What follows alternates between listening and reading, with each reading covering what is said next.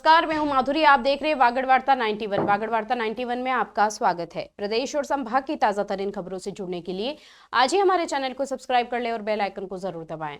चलिए खबरों का सिलसिला शुरू करने से पहले नजर डालते हैं अब तक की टॉप हेडलाइंस पर। भाजपा नेता के होटल में चल रहा था जिस्म फरोशी का अड्डा। पुलिस ने रेड डालकर वेश्यावृत्ति में लिप्त एक युवती और 2 युवकों को किया गिरफ्तार। घरेलू विवाद ने लिया खौफनाक रूप। पति ने पत्नी पर फावड़े से किया हमला। पुलिस जुटी आरोपी की तलाश में। पंच की हत्या के मामले में 3 आरोपी भाई हुए गिरफ्तार। सामाजिक विवाद सुलझाने पहुंचे पंच पर लाठी से किया गया हमला। बांसवाड़ा जिले के दानपुर थाना क्षेत्र से एक ऐसी घटना सामने आई है जिसने पूरे इलाके में सनसनी फैला दी। मामूली विवाद ने ऐसा रूप लिया कि पति ने अपनी पत्नी पर धारदार फावड़ा चला दिया। घायल पत्नी को परिजनों ने जिला अस्पताल पहुंचाया, जहां उसका इलाज जारी है। उधर पुलिस ने आरोपी पति की तलाश शुरू कर दी है। बांसवाड़ा जिले के दानपुर थाना क्षेत्र के गोड़ी तेजपुर गांव में उस वक्त हड़कंप मच गया जब एक पति ने अपनी ही पत्नी पर जानलेवा हमला कर दिया। जानकारी के अनुसार पति मनोहर और पत्नी संजू देवी के बीच पिछले कई दिनों से घरेलू विवाद चल रहा था।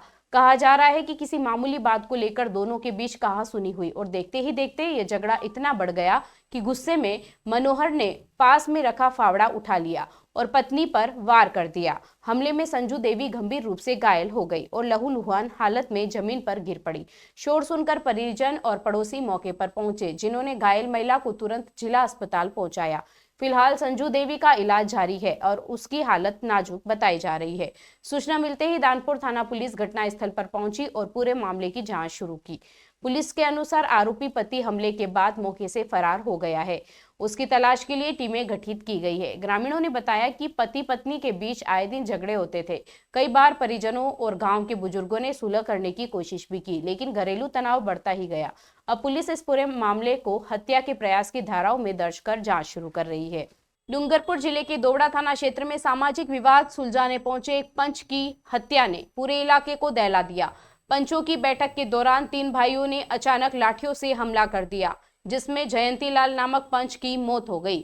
घटना के बाद आरोपी जंगल में छिपे हुए थे, लेकिन पुलिस ने तत्परता दिखाते हुए तीनों मुख्य आरोपियों को गिरफ्तार कर लिया है। फिलहाल पुलिस ने उनसे पूछताछ शुरू की है और मामले की गहराई से जांच कर रही है। डूंगरपुर जिले के दोवड़ा थाना क्षेत्र के गंभीरपुर गांव में सामाजिक विवाद के निपटारे के दौरान हुई हत्या ने पूरे इलाके में सनसनी फैला दी है। मामला तब बढ़ा जब गांव के ही लक्ष्मण ननोमा और धुलेश्वर ननोमा के बीच हुए झगड़े को सुलझाने के लिए गांव के पंचों की बैठक बुलाई गई थी। थानाधिकारी भंवर सिंह राठौड़ ने बताया कि 6 नवंबर को बंशीलाल ननोमा ने रिपोर्ट दर्ज करवाई थी कि 5 नवंबर को धुलेश्वर ननोमा ने अपने भाई लक्ष्मण के साथ गाली गलौज और मारपीट की थी। इस विवाद के बाद सामाजिक रीति के तहत पंच बैठक आयोजित की गई, जिसमें भांजी परमार, बजेराम परमार, शंकर परमार, गौतम परमार और जयंती लाल परमार मौजूद थे।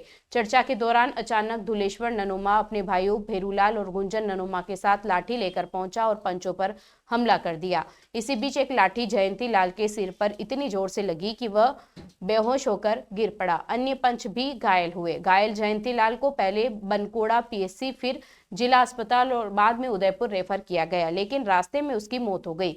घटना के बाद आरोपी तीनों भाई जंगल में छिप गए।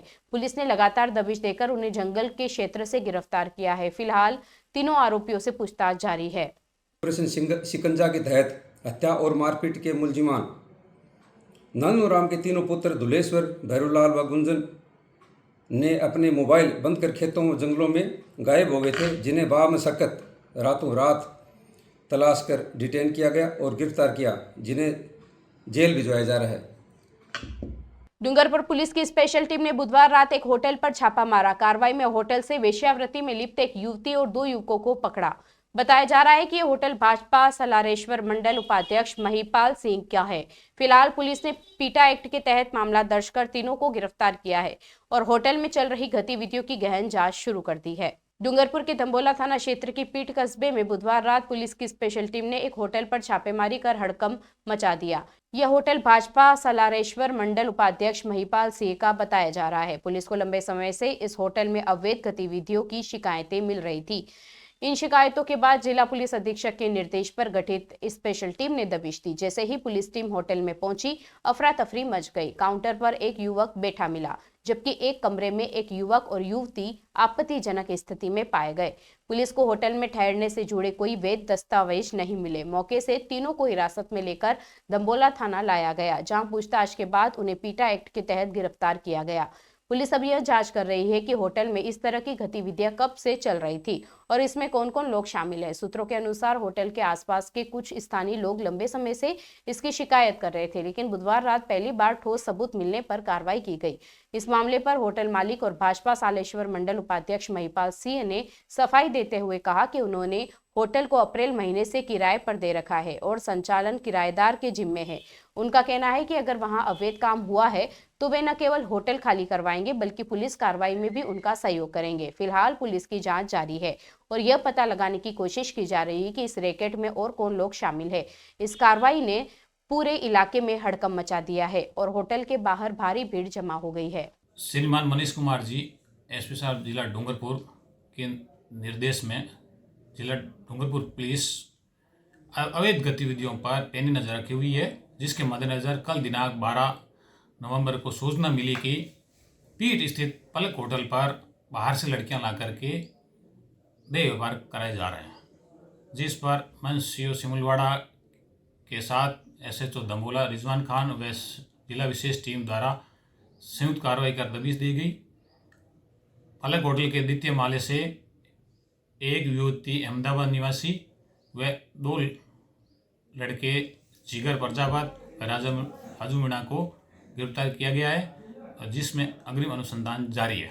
बांसवाड़ा के जंगल में युवक और युवती के सड़े गले शव मिलने से इलाके में हड़कंप मच गया। आसपास के ग्रामीणों ने जब बदबू महसूस की तो पुलिस को इसकी सूचना दी। मौके पर पहुंची पुलिस ने घटनास्थल का निरीक्षण कर साक्ष्य जुटाए। फिलहाल शवों की शिनाख्त नहीं हो पाई है और पुलिस हत्या या आत्महत्या एंगल पर जांच कर रही है। बांसवाड़ा जिले के आनंदपुरी थाना क्षेत्र के बरेठ जंगल में 2 सड़े गले शव मिलने से इलाके में दहशत और सनसनी फैल गई।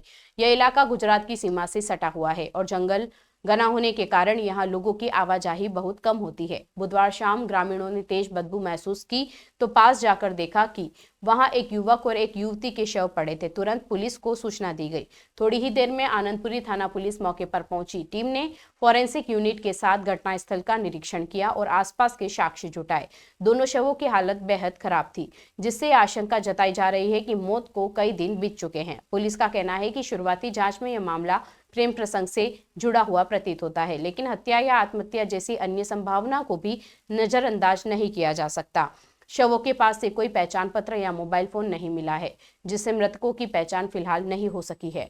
दोनों शवों को पोस्टमार्टम के लिए महात्मा गांधी अस्पताल बांसवाड़ा की मोर्चरी में भेजा गया है। पुलिस मृतकों की शिनाख्त के लिए आसपास के इलाकों और गुजरात सीमा के गांवों में भी पूछताछ कर रही है। अधिकारी इस मामले को संवेदनशील मानते हुए हर एंगल से जांच कर रहे हैं। डूंगरपुर नगर परिषद में वंदे मातरम के 150 वर्ष पूरे होने पर देशभक्ति का अद्भुत नजारा देखने को मिला। सभापति और जैन के मार्गदर्शन में सामूहिक गान और स्वदेशी अपनाने की शपथ दिलाई गई। परिषद आयुक्त प्रकाश ढूंढी ने बताया कि कार्यक्रम का उद्देश्य आत्मनिर्भर भारत के संकल्प को साकार करना है। डूंगरपुर नगर परिषद परिसर में बुधवार को देशभक्ति और गर्व का अद्भुत संगम देखने को मिला।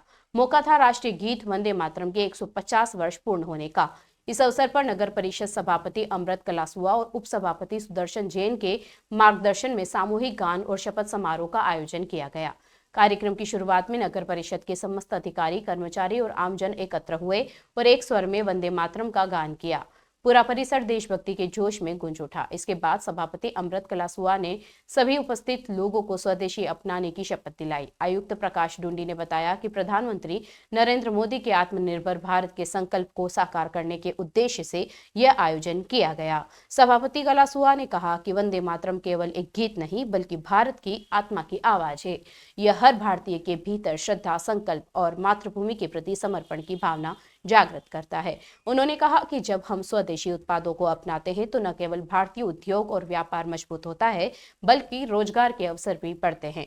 भारत की आर्थिक स्वतंत्रता का मार्ग स्वदेशी को अपनाने से ही संभव है। इस अवसर पर एईएन भतेश पाटीदार सहित नगर परिषद का पूरा स्टाफ, पार्षद और स्थानीय नागरिक भी मौजूद रहे। कार्यक्रम के अंत में वंदे मातरम की गूंज ने पूरे प्रांगण को देशभक्ति के रंग में रंग दिया। चलते चलते फिर नजर डाल लेते हैं आज की टॉप हेडलाइंस पर। भाजपा नेता की होटल में चल रहा था जिस्म फरोशी का अड्डा। पुलिस ने रेड डालकर वेश्यावृत्ति में लिप्त एक युवती और 2 युवकों को किया गिरफ्तार। घरेलू विवाद ने लिया खौफनाक रूप। पति ने पत्नी पर फावड़े से किया हमला। पुलिस जुटी आरोपी की तलाश में। पंच की हत्या के मामले में 3 आरोपी भाई हुए गिरफ्तार। सामाजिक विवाद सुलझाने पहुंचे पंच पर लाठी से किया गया हमला। अपने स्मार्टफोन पर प्रदेश भर की खबरों से अपडेट रहने के लिए आज ही हमारे चैनल को सब्सक्राइब कर ले और बेल आइकन को जरूर दबाएं। फिलहाल इस बुलेटिन में इतना ही। अब दीजिए इजाजत माधुरी को। आप जुड़े रहिए वागड़ वार्ता 91 के साथ। नमस्कार।